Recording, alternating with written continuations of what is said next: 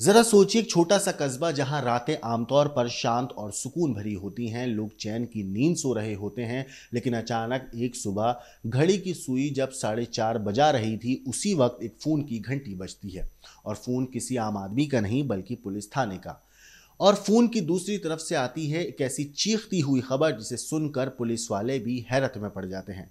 शहर के बीचों बीच एक ऐसा घर जिसके दरवाजे रोज मंदिर जाने से पहले ताले से बंद होते थे, लेकिन उस दिन उस घर का ताला टूटा नहीं था। हाँ, मगर उस घर के अंदर कुछ ऐसा टूटा था जिसे सुनकर पूरा समाज हिल गया।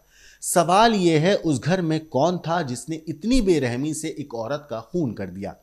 क्या ये सचमुच चोरी और लूट का मामला था, या फिर इसके पीछे छिपा था कोई और गहरा और बड़ा राज? जब पुलिस मौके पर पहुंची तो वहां का मंजर देखकर उनकी भी सांसें थम गईं।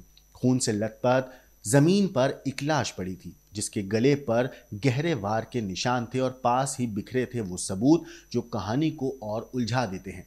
अब सोचिए, एक औरत जिसकी उम्र सिर्फ 26 साल थी, घर के आंगन में खून से सराबोर उसका लाश जो है वहां पे पड़ी हुई है। उसके पास बैठी उसकी मासूम सी 4 साल की बच्ची आंखों में सवाल लिए खामोश चुपचाप। सवाल ये कि मेरी माँ को किसने और क्यों मारा? क्या उसकी माँ का कसूर सिर्फ इतना था कि उसने किसी की गंदी नीयत का विरोध किया? जैसे जैसे जांच आगे बढ़ी, कहानी और उलझती चली जाती है। पुलिस एक एक करके घर वालों से पूछताछ करती है। पीहर पक्ष चीख चीख कर आरोप लगाता है कि ये कोई साधारण हत्या नहीं, बल्कि बहुत गहरी साजिश है। और फिर इस केस में सामने आता है ऐसा खुलासा जो समाज की रूह को हिला देता है, क्योंकि यहाँ सवाल सिर्फ एक औरत की जान का नहीं था, सवाल था उस रिश्ते का जिसे समाज ने हमेशा सबसे पवित्र माना। वो रिश्ता देवर और भाभी का रिश्ता, जहाँ एक और ये रिश्ता भाई और माँ जैसा माना जाता है, वहीं दूसरी तरफ जब यही रिश्ता हवस और दरिंदगी के बोझ तले दब जाता है तो उसकी परिणति कैसे होती है, उसके परिणाम क्या होते हैं, ये कहानी उसी के बारे में है। ये कहानी है एक ऐसी रात के बारे में जब भरोसा टूटा, रिश्ते शर्मसार हुए, समाज के सामने खड़े हो गए कई सवाल। क्या औरत की ना कहने की कीमत सिर्फ उसकी जान होती है? क्या रिश्तों के नाम पर औरतों को हमेशा चुप रहना पड़ेगा? और सबसे बड़ा सवाल, जब घर ही सुरक्षित ना रहे तो औरत कहाँ जाए? आज हम आपको वो बात बताने जा रहे हैं जिसे सुनकर आप भी सोचने पर मजबूर हो जाएंगे।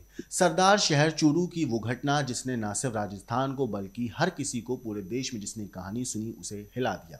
लेकिन कहानी सुनने से पहले आपको खुद से ये पूछना होगा, क्या आप तैयार हैं ये जानने के लिए कि एक औरत का खून करने वाला आखिर वो हैवान देवर था कौन, और क्यों उसने अपनी ही भाभी को मौत के घाट उतार दिया? वीडियो को अंत तक जरूर देखिएगा, क्योंकि ये कहानी आपको सोचने पर मजबूर कर देगी। नमस्कार, मेरा नाम है मोहम्मद आसिम और आप देख रहे हैं क्राइम तक। राजस्थान के चूरू जिले के सरदार शहर में एक दिल दहला देने वाली घटना हुई। वारदात हुई ऐसी, यहाँ एक देवर ने अपनी भाभी की बेरहमी से गला रेत कर हत्या कर दी। इस घटना ने पूरे इलाके में हड़कंप मचा दिया, और लोग हैरान हैं कि आखिर एक ही घर में ऐसा कैसे हो सकता है। 7 सितंबर की सुबह करीब 4:30 बजे पुलिस को फोन आया कि सरदार शहर के वार्ड 45 गौशाला बांस में गिरधारी लाल पांड्या के घर चोरी हुई है और घर की बहू की हत्या कर दी गई है। खबर मिलते ही थानाधिकारी मदन लाल बिश्नोई अपनी टीम के साथ मौके पर पहुंचे। जैसे ही पुलिस जो है अंदर जाकर घर के देखती है, सभी दंग रह जाते हैं। 26 साल की पूनम पारिक खून से लथपथ जो लाश है वो जमीन पर पड़ी है। उसके गले पर चाकू से कई वार के निशान थे। घटना की गंभीरता को देखते हुए डीएसपी सत्यनारायण गोदारा और एफएसएल की टीम को मौके पर बुलाया गया। सबूत जुटाए गए और लाश को पोस्टमार्टम के लिए भेजा गया। सूचना मिलने पर पूनम का मायका जो पक्ष है वो भी बीकानेर के डूंगरगढ़ से बड़ी तादाद में सरदार शहर पहुंचा। मायके वालों ने ससुराल पक्ष के ऊपर काफी गंभीर आरोप लगाए और इसके बाद पुलिस ने मामला दर्ज किया। जब वारदात हुई उस वक्त पूनम का पति हैदराबाद में काम कर रहा था। घर में सास ससुर, दोनों देवर और 4 साल की बेटी मौजूद थी। जांच में सामने आया कि पूनम का छोटा देवर हितेश उस पर गंदी नजर रखता था और पूनम उसका विरोध करती थी। वारदात वाले दिन सास ससुर रोज की तरह मंदिर गए हुए थे और उसी दौरान हितेश ने इस जघन्य अपराध को अंजाम दिया। पुलिस ने हितेश को हिरासत में लेकर पूछताछ की, जिसमें उसने अपना जुर्म कबूल कर लिया। उसके पास से वारदात में इस्तेमाल चाकू भी पुलिस ने बरामद कर लिया। लेकिन इस कत्ल से लोगों का जो गुस्सा है वो और बढ़ गया। शहर में जगह जगह बैठकें हुई, संघर्ष समितियां बनाई गईं, हजारों लोग महिलाओं के साथ सड़क पर उतरे और पुलिस प्रशासन के खिलाफ नारेबाजी की। इस मामले पर पूनम की बहन ने क्या कुछ कहा, एक बार आप सुनिए। हम और कुछ नहीं कहना चाहते, बस हमारी बहन को इंसाफ चाहिए, हत्यारों को फांसी सजा चाहिए, हमें उसके पूरे घर को। हम तो चाहते हैं कि उस हत्यारे को चौराहे पर लाके वैसे का वैसे काटा जाए, लेकिन वो ना सही तो उसको फांसी की सजा तो कम से कम मारनी चाहिए। हमारी बहन को ऐसे मारे कि उस हत्यारे को ऐसे छोड़ना चाहिए हमें जिंदा। और हम उसके अलावा क्या कह सकते हैं? आपको जो हत्या हुई है वो तो आपको नजर आ ही रही है कि क्या हुआ है क्या नहीं हुआ है, कैसे, वो सब आपको भी दिख रहा है। आप जो पुलिस की कार्रवाई है उससे संतुष्ट हो? उससे बिल्कुल संतुष्ट नहीं है। 7 दिन के अंदर हमने कितने मामले देखे जैसे ठंडे होते जा रहे हैं। क्या ये ठंडा नहीं हो सकता? 7 दिन में तो क्या से क्या हो जाता है। हम कम से कम 2 दिन का समय ले सकते थे और 9 दिन वैसे भी हो चुके हैं। तो हम चाहते हैं कि उसको 2 दिन के अंदर फांसी की सजा तो अभी हाथों आ देते तो भी कम था। कौन कौन आरोपी आपके अनुसार?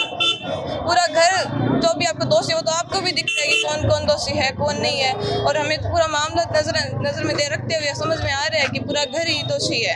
आपकी पूनम से कभी बातें होती थी, कुछ बताती थी आपको? वो बताते उनसे इतनी ज़्यादा बात ही नहीं करने देते। उनकी सास हमेशा बोलती थी कि नहीं ज़्यादा बात नहीं करनी किसी से, मैं पास में बैठी हूँ तो बात मत करो, ये वो हमेशा रोक टोक रखते थे उन पे। सिस्टर हूँ। दरअसल गांधी चौक पर आम सभा पर लोगों ने आरोपियों को फांसी की सजा देने और बाकी दोषियों की भी गिरफ्तारी की मांग की है। इस मामले पर एएसपी किशोरी लाल ने जनता को भरोसा दिलाया है कि अगर कोई और भी इस शख्स इस वारदात में शामिल होगा तो उसे छोड़ा नहीं जाएगा, बख्शा नहीं जाएगा। लेकिन सवाल अब भी वही है, सवाल अब भी एक बड़ा हमारे सामने है कि एक 4 साल की मासूम बच्ची की मां को क्यों छीन लिया गया, सिर्फ इसलिए कि उसने अपने देवर की गलत नीयत को ठुकरा दिया। या ये घटना एक बार फिर सोचने पर मजबूर भी करती है कि जब घर के ही लोग रिश्तों को तोड़कर दरिंदगी हैवानियत पर उतर आते हैं तो महिलाएं आखिर सुरक्षित कहाँ हैं। इस पूरी कहानी के ऊपर आपकी क्या कुछ राय है, कमेंट करके ज़रूर बताइएगा। लेकिन देश और दुनिया की बाकी क्राइम की खबरों के लिए देखते रहिए क्राइम तक।